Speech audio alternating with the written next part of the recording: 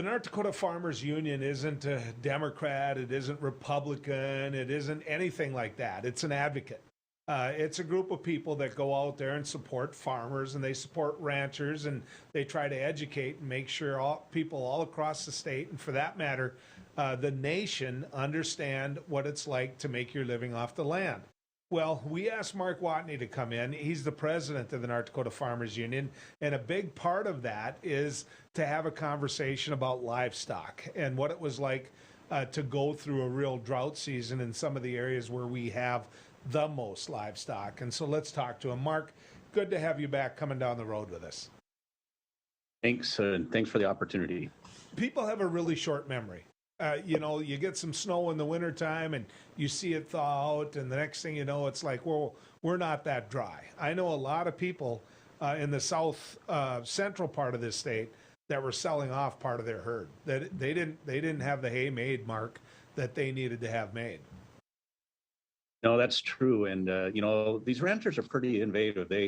They tend to, bail up a little bit more than they need. They tend to carry some over. But when you have a severe drought as we had, there was just no way. The carryover was gone, and they weren't finding the straw or the hay.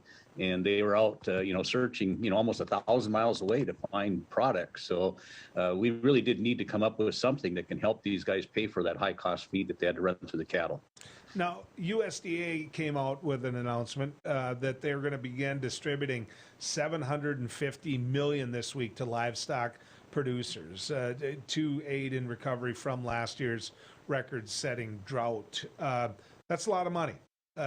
That's a lot of money to be distributed. How did North Dakota come out of that, Mark? Well, I have not seen the exact breakdowns, but for those ranchers that qualified for the livestock 4-H program, both in 2021, they are going to see some additional dollars based on that. And that's what happens with these ad hoc disaster. To get the money out, you have to be able to tie it to something in the past that you were able to qualify for. So these disaster programs that we established back in the late 90s, when we had weather disasters, have carried forward for the livestock producer. Senator Hoban was key when we started the WIP Plus program, the WIP and the WIP Plus program, and he helped carry this forward. So now these programs will qualify for additional money to offset, because most of the LFP and the LAP programs, they help a little bit, but they're not quite enough when you have such a serious disaster. I remember, friends of mine, Senator Ken Conrad and Senator Byron Dorgan, when they were talking about this, setting this up so that there was a process. They didn't have to sit there all on a piece of legislation on its own and educate the East Coast and the West Coast some of what they were going through, just so they could have a package or two of hamburger in their fridge. But, I get it. I understand it. But here's kind of an off-the-wall question for you, Mark. You know that I ran a rural water district that covered a lot of South Central North Dakota as well, and that was part of a lot of that kind of area was what I represented in the state Senate. Ranchers didn't like this. Farmers, it was part of their life. They understood there's good years and there's bad years. And for a food policy across the nation, every now and then you're going to need a little help. But ranchers didn't like government or government aid or anyone. They were the up years and the down years they were willing to live with. Has that attitude changed a little bit, Mark? I think it has. And I think what the ranchers are realizing is that there is things that, even though as independent as they can be, that get out of their control. And they're also seeing that with their pricing mechanisms, where the market used to have some logic to it, in a sense of a 7-year cycle, where you see the herds build up, price come down, and then the herds would go down and the price would come back up.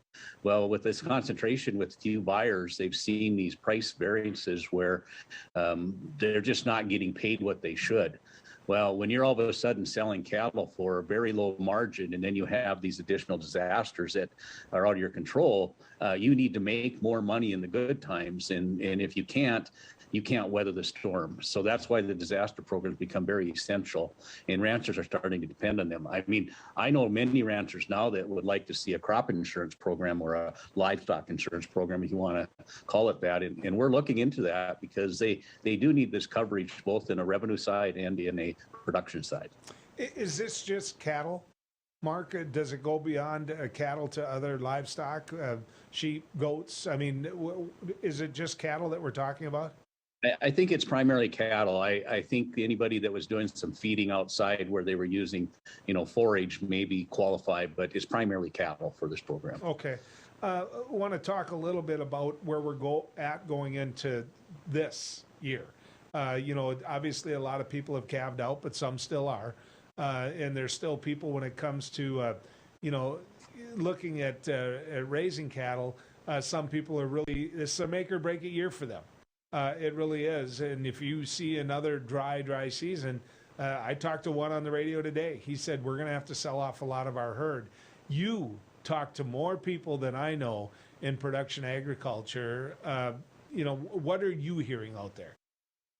Well, there is definitely the concern, and it really does follow. You have a year of drought, and then, of course, you don't get, in much as a state, we didn't get a lot of snow. I know we did on the eastern part, had more, but where you didn't have much snow, that's really where the grass makes up the most from a drought year, as you get the snow on the prairies. Now we're sitting here in early April, and everybody knows the old theory of April showers bring the May flowers. Well, that is so important, and the amount of grass that these ranchers are going to get in the hay ground is being determined every day that goes by here by a lack of moisture. So if we don't see some substantial rain by the end of this month, we're going to have a problem with those pastures and a problem with the grasslands. So they're going to be making decisions. So this can turn quick. Keep in mind, it's kind of true. We're always one rain away from a disaster, but the stage is being set for a really dry year, at least in a third or half of the state. And farmers are concerned. The input costs are through the roof. The only good thing going for us, we get good crop prices, and cattle prices are still low. So they're really getting hit hard with this decision. And I don't know. I talked to a lot of guys that are very concerned, more than usual. Yeah. When you look at what ranchers are up against, one of the things they always mention is the packers and the monopoly that they have. I know North Dakota Farmers Union hasn't been afraid to take on that issue.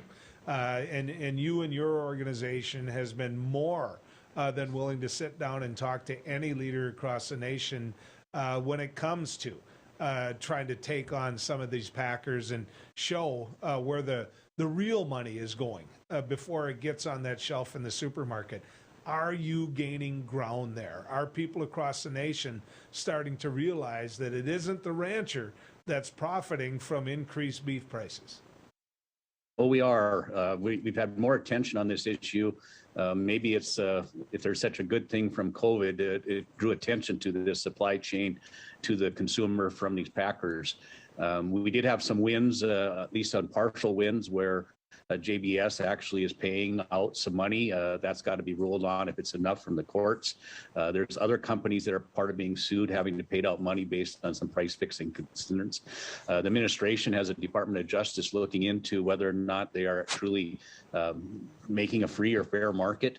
And we obviously have some legislation coming in. It's not perfect legislation. It's in the sausage making process, but it's going to create an atmosphere where they have to buy a certain amount of cattle on the open market, which could help get that price discovery to be substantially better.